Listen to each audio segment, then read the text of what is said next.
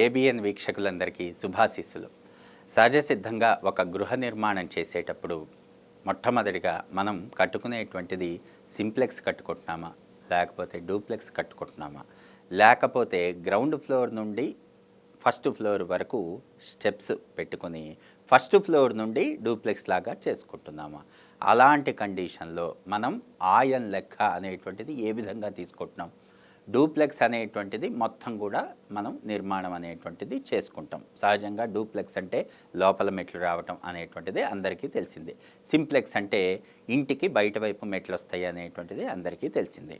ఇలాంటి సందర్భంలో మనం ఆయన్ లెక్క, ఆయాది సాధన, క్షేత్ర గణితము అనేటువంటిది మెట్లు వదిలి డూప్లెక్స్కి చేయాలా, లేకపోతే మెట్లని కూడా బయట ఉండేటువంటి మెట్లని కూడా, ఎందుకంటే కింద గ్రౌండ్ నుండి ఫస్ట్ వరకు మనం మెట్లు ఇస్తున్నాం.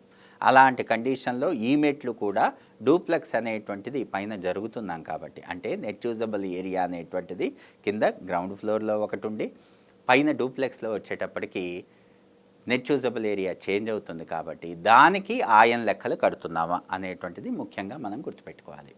అంటే మనం ఏదైనా కూడా తీసుకున్నప్పుడు భూమికి ఆనుకొని ఉన్నదే లెక్క.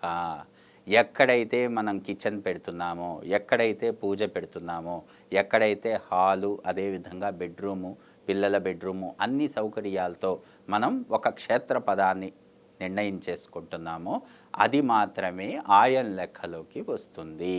బయట ఉండేటువంటి మెట్ల ముందు ఉండేటువంటి ఏరియా, అదేవిధంగా స్లాబ్ ప్రొజెక్షన్లు, ఆ యొక్క ఎంబోజ్ అయ్యేటువంటి ఆ యొక్క ఏదైతే ఉందో ప్రొజెక్షన్స్ అన్నీ కూడా మీకు ఆయన్ లెక్కలోకి రావు. అది అంతకుముందే మనం మాట్లాడుకుందాం. ఇక్కడ తూర్పు రాజవీధి ఉదాహరణకి తీసుకుందాం. గ్రౌండ్ ఫ్లోర్ నుండి ఫస్ట్ ఫ్లోర్కి తూర్పు ఆగ్నేయంలో మెట్లు ఇచ్చాం. ఫస్ట్ ఫ్లోర్ నుండి ఇంకా మెట్లు ఉండవు.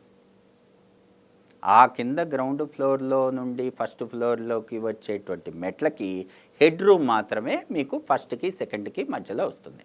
అంటే సెకండ్ స్లాబ్ అనేటువంటిది పూర్తిగా మనం వితౌట్ స్టెప్స్ ఎడ్జ్ వరకు, స్టెప్స్ ఎడ్జ్ ఎక్కడైతే స్టార్ట్ అవుతుందో తూర్పు వైపు అక్కడ వరకు తీసుకుంటాం. అక్కడ నుండి నెట్ యూజబుల్ ఏరియా ఏదైతే ఉందో మొత్తం కూడా సెకండ్ ఫ్లోర్లో డూప్లెక్స్లోకి ఇచ్చేస్తాం. ఎందుకంటే కిందే అంతా రావాలి అంటే కుదరదు. ఎందుకు అంటున్నాము ఆ విషయం అంటే, కిందే మీకు పార్కింగ్ రావాలి, కిందే మెట్లు వస్తాయి, కిందే సంప్ వస్తుంది, కిందే బోర్ వస్తుంది, కిందే రెయిన్ వాటర్ హార్వెస్టింగ్ వస్తుంది, కిందే సెప్టిక్ పిట్స్ వస్తాయి. దానివల్ల ఏమవుతుంది, మన నెట్ యూజబుల్ ఏరియా అనేటువంటిది కింద మనం నిర్ణయం చేసుకునేటువంటిది యూజబుల్ ఏరియా తగ్గిపోతుంది. అందుకే ఆయము కట్టేది ఎప్పుడూ కూడా మనం కింద మెట్లు వదిలి మెట్ల తర్వాత వచ్చేటువంటి గృహ ప్లింత్ ఏదైతే ఉంటుందో, పైన మనం ఫస్ట్ ఫ్లోర్లో ఎక్కడైతే కిచెన్ పెడతామో ఆ ఏరియా, కిచెను, అదేవిధంగా పూజ హాలు, ఇవన్నీ కూడా నిర్ణయిస్తాము ఫస్ట్ ఫ్లోర్లో. ఆ ఎడ్జ్ వాల్స్ అంటే ఆ net usable area outside walls కింద ఎక్కడైతే ప్లింత్ ఉంటుందో, ప్లింత్ అంటే ఏంటి, స్థలాన్ని కట్ చేసేటువంటి గృహ ప్లింతు లోపల కొలత మనం ఆయల్లాగా తీసుకుంటున్నాం. ఎన్ని ఏనుగు పాదాల లెక్క ఉంది అనేటువంటిది నిర్ధారణ చేసుకుంటున్నాం. ఆ యొక్క నిర్ధారణ చేసిన తర్వాత వచ్చేటువంటి ఏనుగు పాదాలు ఎన్నైతే ఉంటాయో దాన్ని 9తో హెచ్చవేసి 8తో డివైడ్ చేస్తున్నాం. ఇలా చేసినప్పుడు వచ్చే శేషాన్ని బట్టి మనం ఆయము అనేటువంటిది నిర్ణయిస్తున్నాం. ఆయము అనేటువంటిది ఈ యొక్క గృహస్థులకి సరిపోతుందా లేదా, దిక్కుకి సరిపోతుందా లేదా అనేటువంటిది చూస్తున్నాం. ఇలా మొత్తం చూసిన తర్వాత ఆయన నిర్ణయించిన తర్వాత పైకి వెళ్తాం, అంటే ఫస్ట్ ఫ్లోర్కి వెళ్తాం. ఫస్ట్ ఫ్లోర్కి వెళ్ళిన తర్వాత ఇంకా బయట వైపు మెట్లు ఉండదు. అక్కడ ప్రధాన ద్వారం ఎక్కడైతే తూర్పు ఈశాన్యంలో పెడుతున్నామో తూర్పు రాజవీధికి, అక్కడ నుండి లోపలికి ఎంటర్ అయ్యి సౌత్ జోన్లో మెట్లు ఇచ్చి పైకి వెళ్ళిపోతాం. అంటే మెట్లు అనేటువంటివి ఇంకా బయట వైపు ఉండవు.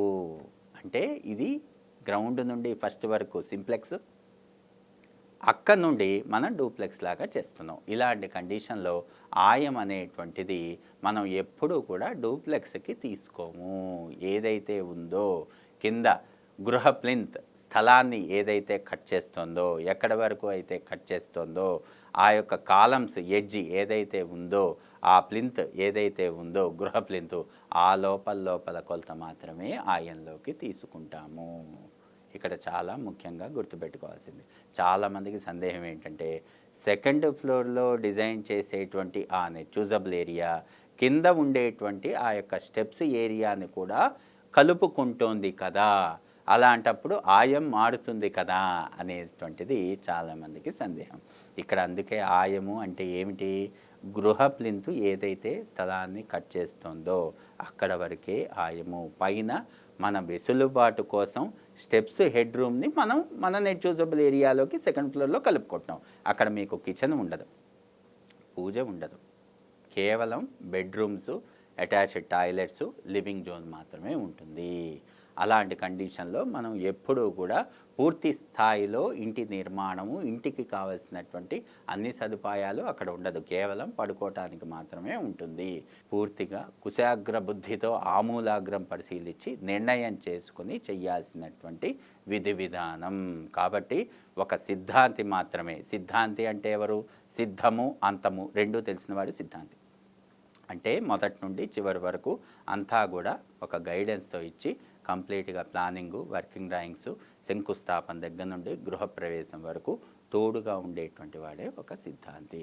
కాబట్టి ఒక సిద్ధాంతిని అనుసరించి ఈ యొక్క గృహ నిర్మాణం అనేటువంటి చేస్తే గృహస్థులకి అత్యద్భుతమైనటువంటి ఫలితం కలుగుతుంది, బ్రహ్మ సాక్షాత్కారం కలుగుతుంది అంటంలో ఎంత మాత్రం సందేహం లేదు. సకల జన సుఖినో భవంతు. స్వస్తి.